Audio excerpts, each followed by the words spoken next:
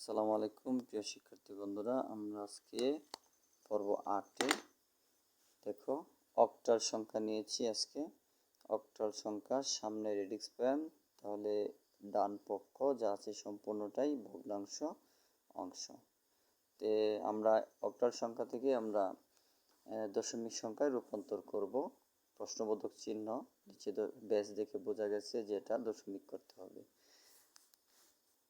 যে কোনো সংখ্যাকে দশমিক করার নিয়ম রেডিক্স পয়েন্ট। আর দশমিক সংখ্যা থেকে যে কোনো সংখ্যায় রূপান্তর ভাগগুণ, আর যে কোনো সংখ্যাকে দশমিক করা রেডিক্স পয়েন্ট। তাহলে আমরা অক্টালকে যখন দশমিক করব তাহলে রেডিক্স পয়েন্টে সাজাতে হবে।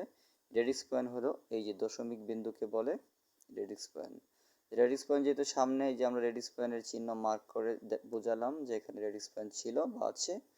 এখন রেডিক্স এখানে ডিজিট কয়টি, চিহ্ন বা প্রতীক কয়টি? 1 2 3, 1 6 2, এক একটা প্রতীক, এক একটা ডিজিট। তো তিনটা ডিজিট আমরা তিনবার লিখতে হবে। এই যে একবার 1 লিখলাম, পরে আবার বেস গুণ, আবার এই যে 6-এর সাথে, এই যে 6-এর সাথে বেস গুণ, আবার এই যে 2-র সাথে বেস গুণ।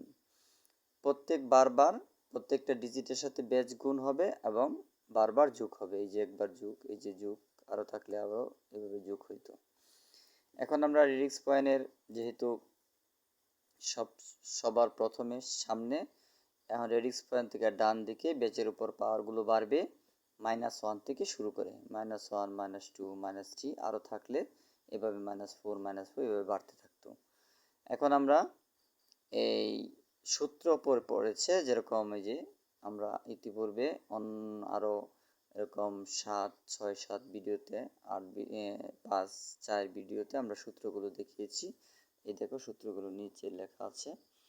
এই যে a পাওয়ার 0 সমান 1, a পাওয়ার -1 সমান 1/a, a পাওয়ার -n সমান 1/a পাওয়ার n। এই সূত্রগুলো আমাদের এই জায়গায় কাজ করতে হবে। দেখো a পাওয়ার এই যে 8 পাওয়ার -1, এটা কয় নম্বর সূত্র? 1 নম্বর সূত্র, না সরি 2 নম্বর সূত্র। a পাওয়ার -1 সমান 1/a, 2 নম্বর সূত্র। আবার এই যে 8 পাওয়ার -2, এটা কয় নম্বর সূত্র? 3 নম্বর সূত্র। এই যে a পাওয়ার -n সমান 1/a পাওয়ার n। তাহলে যখন কোনো কিছুর পাওয়ার, কোনো সংখ্যার পাওয়ার -1 থেকে উপরে হয়ে যাবে, তখন 3 নম্বর সূত্র প্রয়োগ করতে হবে। এই 3 নম্বর সূত্র প্রয়োগ করতে হবে। আর যদি পাওয়ার 1 থাকে, এই যে পাওয়ার 1 থাকে, -1 থাকে, তাহলে 2 নম্বর সূত্র, এই যে 2 নম্বর সূত্র, এই যে এটা ব্যবহার করতে হবে। আর যদি কোনো কিছুর পাওয়ার 0 হয়, যে কোনো সংখ্যার পাওয়ার 0 হয়, তাহলে 1 নম্বর সূত্র, যে a পাওয়ার 0 সমান 1। এটা আমাদের এখানে পড়ে নাই, আমাদের 2 নম্বর আর 3 নম্বর সূত্রই পড়েছে। তাহলে আমরা কি করব, এখন এই সূত্র প্রয়োগ করি। a পাওয়ার -1 সমান 1/a, অর্থাৎ 1/8। আর এখানে যে a পাওয়ার -n সমান 1/a পাওয়ার n, অর্থাৎ 8 পাওয়ার -2 সমান 1/8 স্কোয়ার। আবার এখানে 8 পাওয়ার -3 সমান 1/8 কিউব। যেমন আমরা সূত্রের মধ্যে এভাবে বলি, a পাওয়ার -n সমান 1/a পাওয়ার n। তাহলে আমরা এভাবে লিখতে হবে। সূত্রগুলো প্রয়োগ করা হলো, ব্যবহার করা হলো। এখন দেখো এই 1 উপরের সংখ্যা, এই 1 উপরের সংখ্যা গুণ করে দিলাম, 1 1 1, এই যে 1।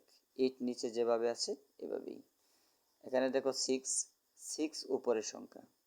6 উপরের সংখ্যা কিভাবে হলো? যে কোনো একটা সংখ্যা তার নিচে মনে মনে আমরা কি ধরি? 1 ধরি। তাহলে 6 অবশ্যই উপরের সংখ্যা।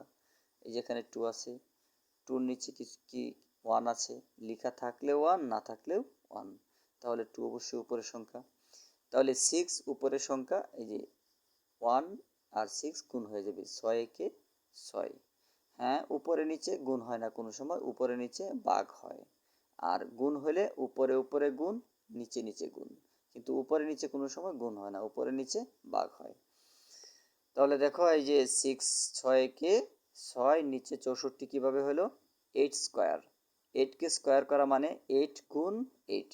আবার যদি আমরা কেউ এভাবে বলি যে এই স্কোয়ার দেখে যে 2 8 16, তাহলে কিন্তু অঙ্ক ভুল হয়ে যাবে।